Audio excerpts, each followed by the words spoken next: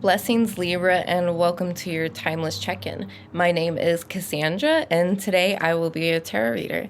So this is good for Libra, rising sun, and or moon placement, or whichever house Libra sits in your birth chart. And again, this is timeless, so you may watch at any time you come across this video. I am recording this in January 2024. So in this reading, we're going to look at your archetypal energy. Then we're going to move into the tarot and look at general love and money. And there are time stamps below, so if you would like to skip ahead to a particular part of the reading, you may do so. So for archetypal energy, we are going to pull from the Urban Crow Oracle deck. And then I'm going to read from the book on this one. And the archetypal energy is just like a theme or a persona that you are embodying at this time. It is something that more or less is guiding you in some way, some sort of aspect in your life, some kind of story that's happening for you. All right. So I gave all the cards a good shuffle before I recorded. So now we're just going to pull. Okay. And of course, I'm dropping because this wouldn't be a Spotless Mind Tarot video if I didn't drop anything. All right, so we have 51, upheaval. I did Aquarius before this, and they got displacement. And it's heavily associated and tied into Pluto moving into Aquarius. Especially at the time that I'm recording this video, we're only a few days out. It's going to dip back into Capricorn in, I believe, July, and then come back into Aquarius in November. And then after that, it's all systems go with Pluto and Aquarius. And so Pluto and Aquarius is affecting all air signs as you guys trine each other. And so there's an opportunity for you to experience exactly what this card says, upheaval. Pluto likes to go looking for things to dig up. He likes to go look for unfinished business, whether it's good or bad. And it's all going to depend on your karma, how these things play out. So keep that in mind. It's not going to be comfortable, even if it is revealing good things, regardless. So I'm going to go ahead and read from the book, and let's see what it says for Libra. And also keep in mind, we have the South Node in your sign. So there's a lot of who you are that needs to be left behind. And so it's going to be really, really uncomfortable, I feel, for your guys, especially with now that Pluto's moving into an air sign. And then you got to deal with the South Node in your sign.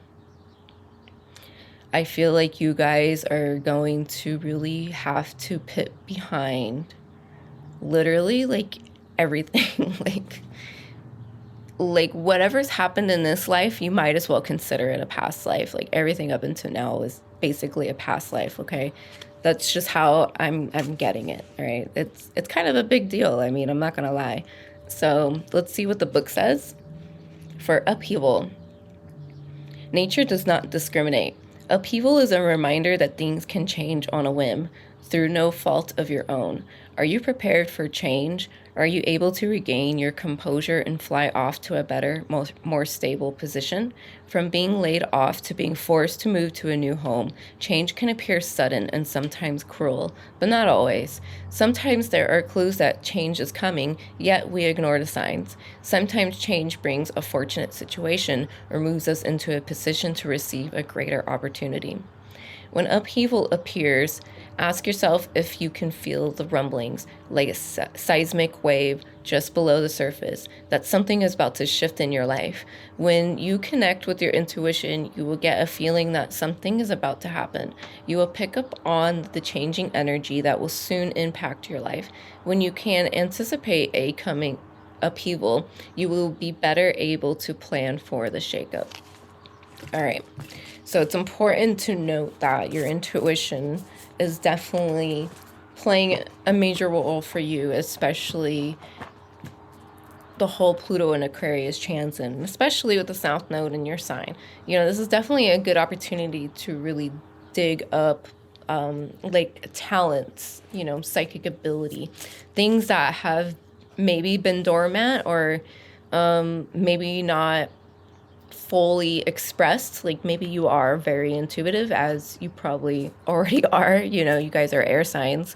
You know, it just comes natural to you. But maybe there's certain things that still need development, if anything. So I'm looking at it more as like you are already equipped and skilled, and you know it's in your DNA, whatever. Like it's passed down to you. You're already aware of it. You're already using it. But I get a sense of like, I don't know why I'm saying this, but I just get a sense of like some new growth and opportunity for you to really like utilize, maybe even capitalize for some of you on your intuition, on your psychic, maybe even prophetic abilities. Okay, and so you want to really listen to what is coming. So you may experience a period of time where you just feel something before it comes, even if you don't know what it is. Like maybe you feel something and then a week later something happens and it's probably devastating, or it was difficult, or whether or not it involved you. You know, there could be things like that. So I wouldn't mistake any like sudden nervousness, especially if you don't, I mean, even if you do have anxiety, but like, especially if like you're in a good place, for example, or you're not thinking about anything and it just happens, that anxiety can be a forewarning. But again, like I said, like if you already have anxiety, then, you know, and I'm not a doctor, but it could be one thing that happens. Like you feel some anxiety and then a week later something happens. So, and then it's upheaval. So again, I'm not going to sugarcoat it. Like what you're currently going through is very uncomfortable. It's very transformative though, and it is here to assist you to grow. But yeah, let's just go ahead and into the reading, because I feel like there's a lot more we could say about it. So to add to your archetypal energy, we are going to use the Talisman Oracle. And I'm not going to read from the book. We're just going to pull and just go with it. And honestly, I haven't read the whole book yet, which I just like thought of this morning. Like, you know, I should probably read the book. I will admit I'm not very good at reading. I like visuals and auditory, but like this year, like I do want to read more, so I need to read the book. But I feel like it's pretty self-explanatory. But at the same time, like the book always has insights from the person who actually created the deck and actually put meaning into it. So I don't know, maybe that's a message for somebody too.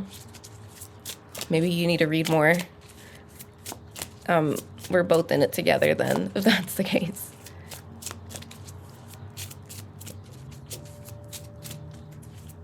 So maybe just searching for new avenues of learning. Okay, what can we add to this? What archetypal energy? I'm gonna pull this. Finding love. Okay, so union is a big deal. And we have a 6-pointed star. So it's life force, it's creation. Okay.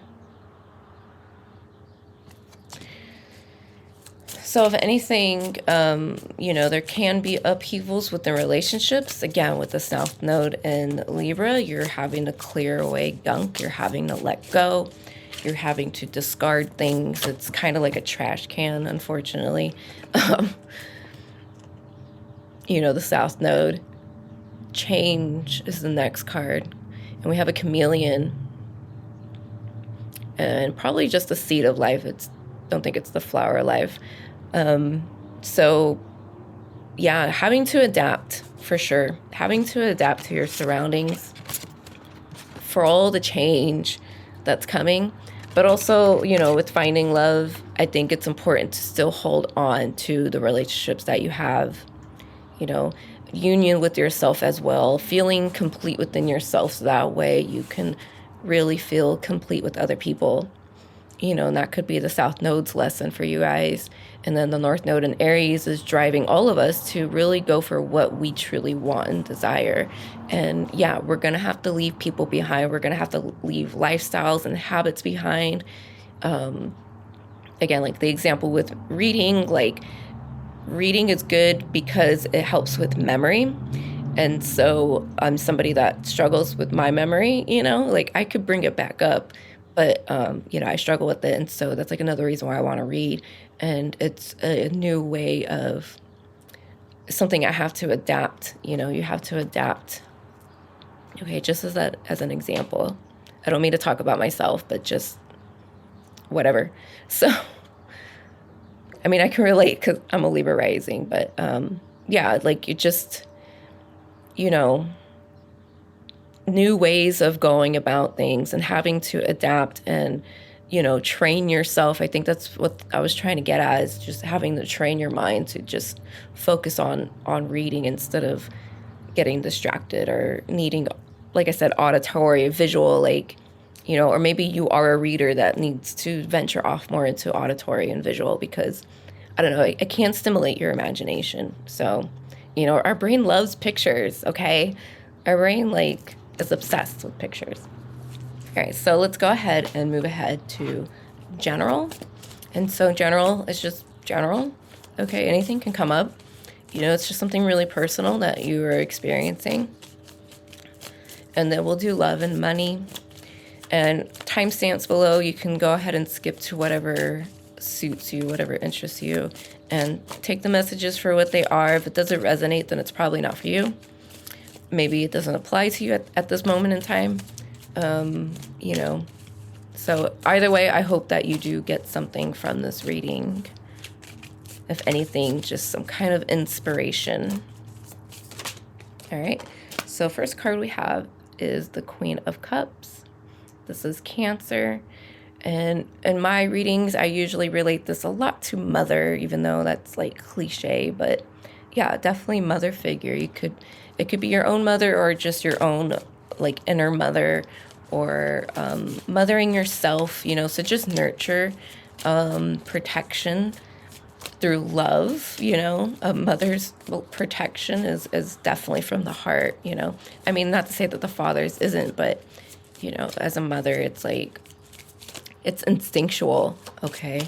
It just is, if you don't know anything about being a mother and you have children, like some things just instinctually come to you. Okay, the next card, 5 of Wands. And so this can go with the upheaval. Okay, so I'm getting like a lot of miscommunication, a lot of, people aren't understanding each other. It could have a lot to do with Mercury. Mercury is direct now. I think it's coming out of shadow at the time that I'm recording this, which is in January 2024. Actually, January 16th to be exact.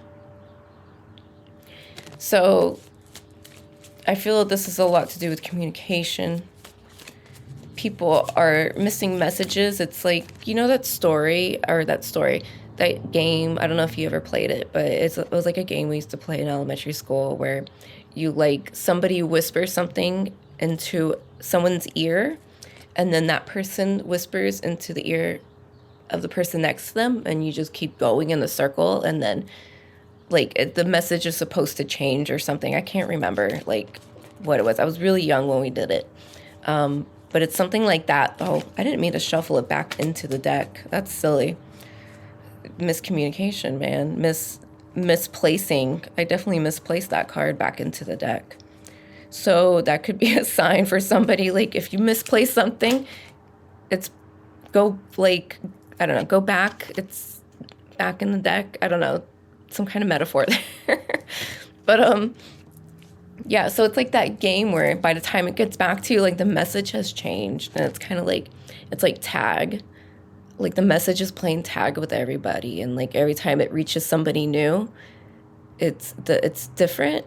So it's like interpretation. It's like translating anything is always going to take away its original meaning. That's why it's always good, like if you want to For example, if you want to read the Bible in its original form, then you better learn some freaking Hebrew, because otherwise you're never gonna get that pure definition of the Bible if you don't read the original Hebrew or Aramaic, or or even if it's like the Quran. Like, if you can't speak Arabic or read Arabic, then you're not gonna get the full message, because there's so many ways you can translate something. And it's something like Hebrew, where it's so tightly connected to numbers and like meanings. It's an ancient language. So I'm gonna take this card because I saw it. We got the Hermit. So this is Virgo energy. So if you're a Libra rising, then Virgo is your 12th house. So you may be having to deal with some kind of communication there, some kind of digging, some kind of like, are you doing this to yourself? Are you like changing the story to fit your narrative? That's something to be careful about. Are you nurturing a story? Are you telling yourself a story that's comfortable? Comfort. Are you feeding into something that isn't true? That's a very specific message, but that could be a message for all of you or just one person. Okay, and just really maybe spending more time with yourself or more time in your head. There's like a lot you need to work through. And so now I'm getting like unweaving. There's a lot you need to undo. There's something you need to undo here with that. Okay. And it's something that needs to get nurtured. So it's something that requires some growth, something that needs growth. So these are interesting messages I'm getting. So again, take them how they go, because I'm just going to let them fly through me. All right. And like, I'm channeling, so I don't even like know what I just said. Like, it slipped my mind already. So we're just going to keep going now. So we're going to go into love. And love can be for singles, for couples, for people who it's complicated, situationships, like whatever. Self-value, self-worth, in the sense of like how you love yourself, how you nurture yourself. Love for a project, for children, whatever. Just something you're passionate about overall. But I will read it like it's for like relationships. All right, so what's love looks like for Libra? Okay, I got two cards. The first card we got is the Queen of Swords. So you can be dealing with another Libra, or just really focus on yourself at this time. Even if you are in a relationship, you can be churning more towards more inward and more focused on your path and what is being laid out in front of you. I feel like in the sense of Pluto going into Aquarius, it's kind of like you have a back seat and you're watching it unfold in Aquarius. It's like you're going to see things, again, that whole like intuition that I mentioned. You're going to see things coming before it happens. And so you want to like take a step back, take a seat back. So for some of you, when it comes to love and a relationship, I do feel, and what I'm speaking on when it comes to like, even if you are in a relationship, you're more focused on yourself. So it's taking a step back and waiting for the other person or waiting for an opportunity. The next card we got is the Seven of Wands. So there's more like disagreements happening here.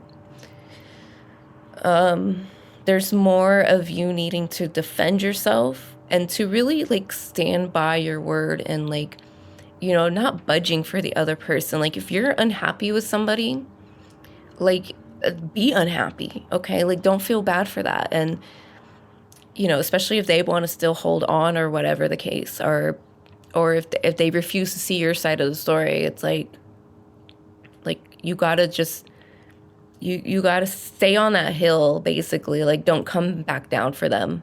Okay. Or for anybody. Okay. Stay where you are, stay put is really, the main message with the Queen of Swords. You're going to have to really just do what makes you happy. This is Mars and Leo. It's doing what allows you to be expressive and, free. Leo, fire signs have a urgency to be free. And so, You know, you want to be free in a sense, where Leo, it's more like all signs are self-fulfilling, but Leo, it's like self-fulfillment in like an aesthetic kind of sense. And it's got low-key Taurus vibes, you know. Leo's low-key a Taurus, right? It's that they enjoy pleasures. Okay, Leo really enjoys the five senses for sure. Okay, so we got the Nine of Cups in reverse. So there's a loss. Okay, it could be temporary, but there's a loss, and it has a lot to do with feelings and emotions. Maybe you can't seek the comfort of another that you once have before. Maybe you're having to, like, you're just really having to focus on yourself. Okay, maybe you've put in too much, you know, and you want to take it back. You want to take something back, and more or less you want to take back your power. Some kind of ownership here. Okay. Maybe there's a divorce, and so you need to just, you know, stand by what you feel and what you mean. And like, maybe there's times where you feel bad about the divorce, like you feel bad about leaving, or you feel bad about them leaving, whatever the case may be. It's like, but still, like, at the end of the day, like, you truly only have yourself at the end of the day, you know, your soul.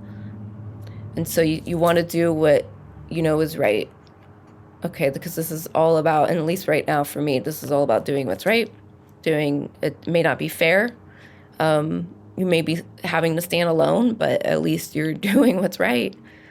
All right, so there will be some kind of loss that happens. I feel it's more like emotional. I also feel like somebody's walls have to come down, or boundaries have been broken, you know. So I'm just going to stick with that. So that's for love.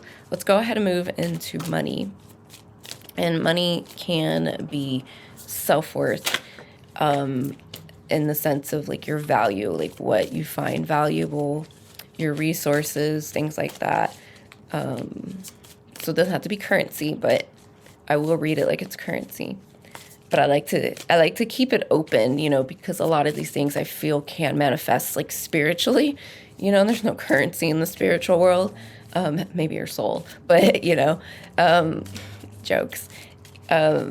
Yeah, like, so some of these things can manifest in your life, but like maybe not outside in the real world, or, you know, the physical world. I wouldn't call it the real world. Like, there's so many worlds. They're all real. You know, the dream world is a real world, whether you like it or not. Okay, whether or not it's has any kind of like real meaning or like whatever, because you're the only one like essentially experiencing it, but it is a part of this world. But whatever, the physical world is technically the real world, right? So I'm gonna keep these. I actually got 3 cards, so that's cool. So the first card we got for money, we got Justice.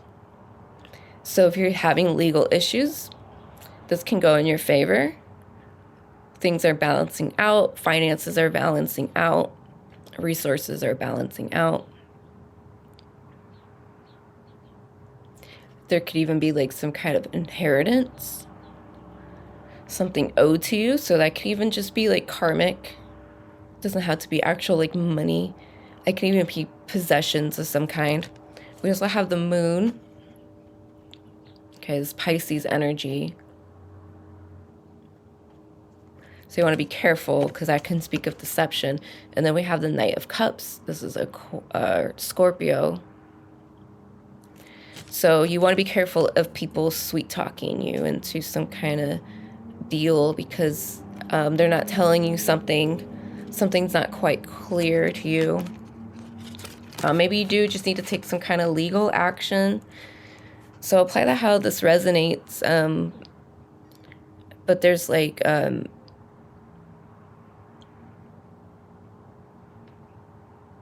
there's like a need for you to take back some kind of control,